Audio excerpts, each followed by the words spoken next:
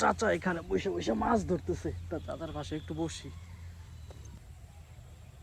মাছ কি আছে? ভালোই কিছু আছে না?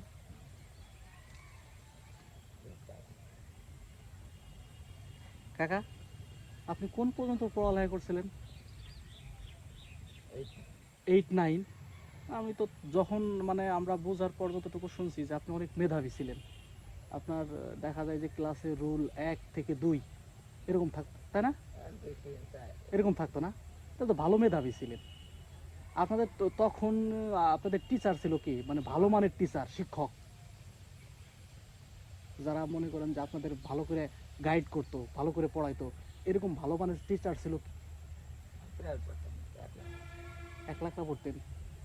মানে আপনি 1 লাখ পড়েও দেখা যায় যে আপনার রেজাল্টের অবস্থাও খুব ভালো থাকতো, আবার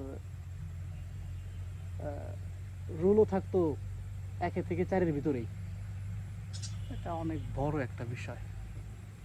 এখন তো দেখা যায় যে প্রাইভেট পড়তে পড়তে স্টুডেন্টদের অবস্থা 12টা বেজে যায়, তাও দেখা যায় যে ভালো রেজাল্ট করতে পারে না। কিন্তু সেই সময় দেখা যায় যে আপনি প্রাইভেট না পড়েই ভালো রেজাল্ট করছেন। এই জায়গার থেকে ওই জায়গা মাছ বেশি না, যে ডাব দেওয়া লাগছে। তো তখন আপনাদের স্যার ছিল, টিচার ছিল কে কে ভালো মানের টিচার, মানে ক্লাসে পড়াইতো না? নাম মনে আছে নি? মান্নান মাস্টার। সে কি বাচ্চা আছে এখন নাকি মারা গেছে? ধীরেন আগল না? নাম শুনছি এই মানুষগুলার।